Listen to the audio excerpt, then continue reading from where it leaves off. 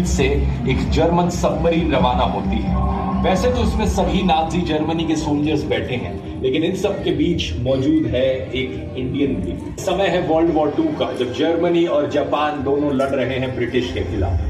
26 अप्रैल 1943, करीब 2.5 महीने के सफर के बाद जब ये जर्मन सबमरीन मैडागास्कर की कोस्ट के पास पहुंचती है तो सामने जापानीज सबमरीन नजर आती है। लेकिन समुद्र इतना तूफानी था कि इन दोनों सबमरीन्स का एक दूसरे के आसपास आना बहुत खतरनाक हो सकता है। तो अगले 2 दिन तक ये दोनों सबमरीन्स पैरेलली चलती रहती हैं आगे। फाइनली जाकर जब मौसम साफ होता है तो मिस्टर मकसूदा सबमरीन से बाहर निकलते हैं एक छोटी सी राफ्ट, पैडलिंग करते हुए, भीगते हुए वो जापानीज सबमरीन के पास पहुंचते हैं, जहां पर कैप्टन मसाओ तेराओका उनका स्वागत करते हैं।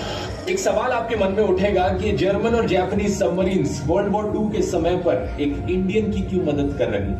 ऐसा इसलिए दोस्तों क्योंकि मिस्टर मकसूदा और कोई नहीं बल्कि हमारे नेताजी सुभाष चंद्र बोस हैं।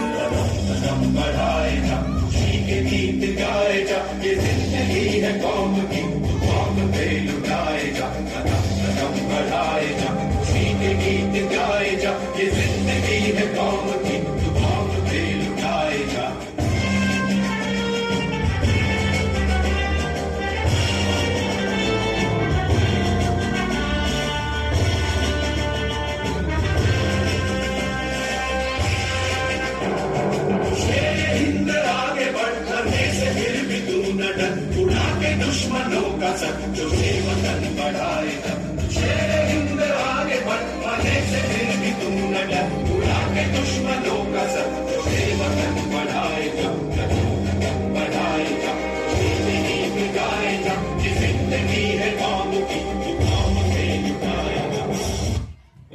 सुभाष चंद्र बोस दोस्तों इंडिया के सबसे महान फ्रीडम फाइटर्स में से एक है और इनकी पूरी कहानी ऐसे ही कमाल के किस्सों से भरी हुई। कैसे ये ब्रिटिश हुकूमत को चकमा देकर इंडिया छोड़कर भागे, जर्मनी गए, हिटलर से मिले, रशिया गए, जापान गए, जापानीज प्राइम मिनिस्टर से मिले, सिंगापुर गए, अपनी एक आर्मी बनाई और इंडिया के बाहर रहकर ब्रिटिश हुकूमत के खिलाफ सबसे बड़ी जंग छेड़ी।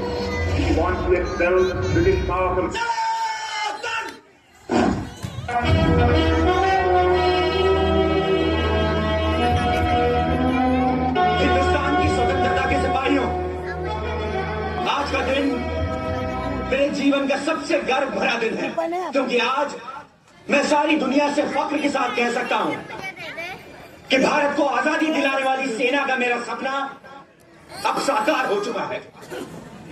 आजाद हिंद फौज के हर सैनिक को अपने मौतों की इन 3 कसौटियों पर खरा उतरना पड़ेगा। इत्तफाक यानी एकता, एतमाद यानी विश्वास और कुर्बानी यानी बलिदान। साथियों, सिंगापुर, मलाया, बर्मा और पूर्व एशिया में बसे 30 लाख हिंदुस्तानियों से मुझे यह कहना है कि भारत की आजादी की जंग आपकी पूरी शिरकत के बिना कभी पूरी नहीं हो सकती। इसीलिए आपको भी बड़ी तादाद में आजाद हिंद फौज में भर्ती होना होगा। मैं ये भी कहना चाहता हूं कि इस पावन काम में औरतें पीछे न छूट जाएं और मौत को ललकारने वाला एक ऐसा मृत्युंजय दस्ता बनाए जो अंग्रेजों के खिलाफ वैसे ही तलवार उठा ले जैसे सन 1857 में झांसी की रानी ने उठाई थी।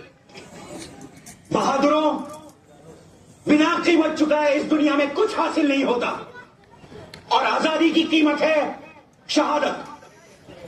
आज मैं आप सबको कॉल देता हूं, तुम मुझे खून दो, मैं तुम्हें आजादी दूंगा। जय हिंद, जय हिंद, जय हिंद, जय हिंद। तालियां और दोनों हाथों से तालियां बजाइए बच्चों के लिए, जोश के लिए और नेताजी सुभाष चंद्र बोस के लिए।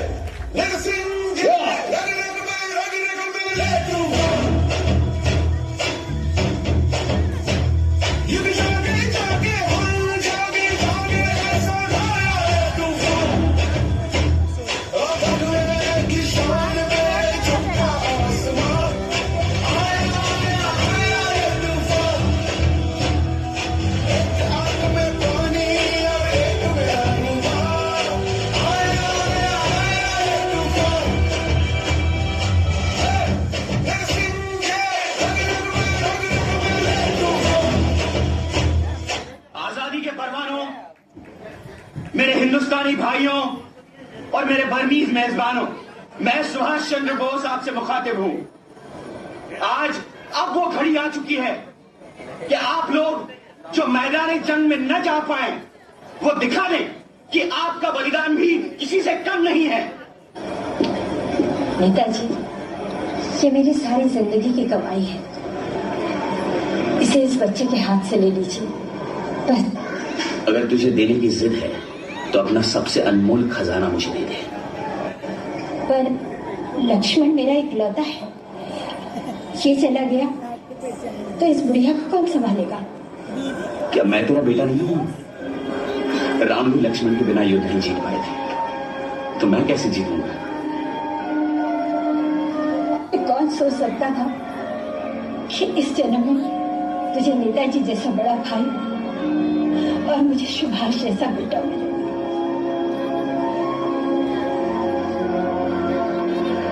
तो सिर्फ हम दो भाइयों की माता नहीं है, पता है तो कौन है? भारत माता।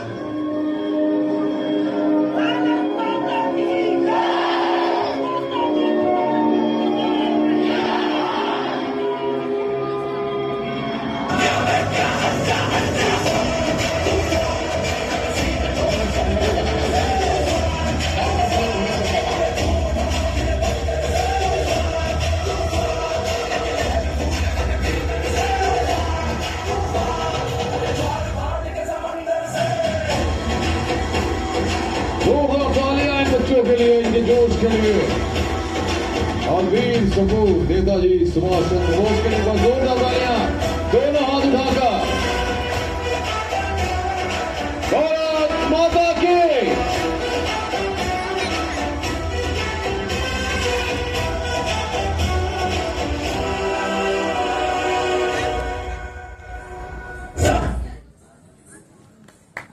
मेरे पास सिर्फ दो रास्ते थे, एक तरफ मेरा मुल्क और दूसरी तरफ वह बादशाह जिसके नाम का मैंने हलफ उठाया था।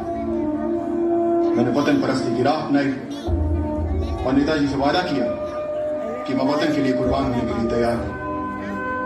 जय हिंद। मैंने आजाद हिंद की आरसी हुकूमत की बाकायदा फौज की तरफ से अपने मुल्क को आजाद कराने की जंग में हिस्सा लिया। जिनीवा कन्वेंशंस के तमाम कानूनों को मानते हुए हमने जंग लड़ी और इसे मैं जुर्म नहीं समझता, बल्कि मुझे खुशी है कि मैंने अपनी पूरी कुव्वत और सलाहियत के साथ अपने देश की सेवा की है। जय हिंद। हम लोग अपनी मर्जी से पूरे होशो हवास में हिंदुस्तान की आजादी के लिए कुर्बानी देने, शहीद होने आए थे। जय हिंद।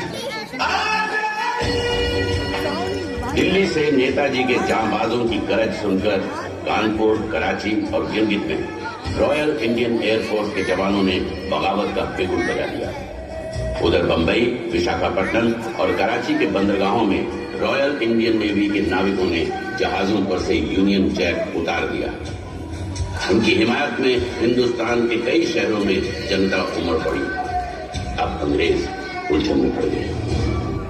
लाल किले पर जब पहली बार तिरंगा लहराया, नेताजी मौजूद नहीं थे, पर अगर वो ना होते और उनकी आजाद हिंद फौज, तो हिंद न जाने कब आजाद होता।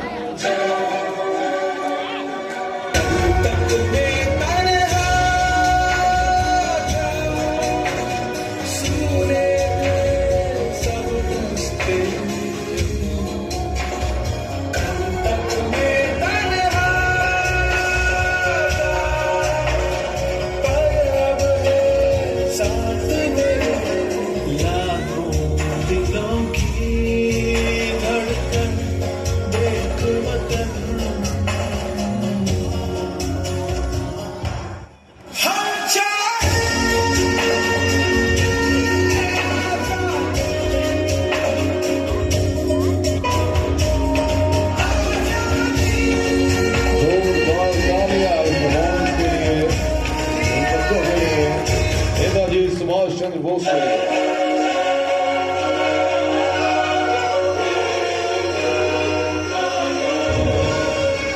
और इस तिरंगे की शान में एक साथ शहीद हो जाए, तालियां बजा के कहे मां तुझे प्रणाम।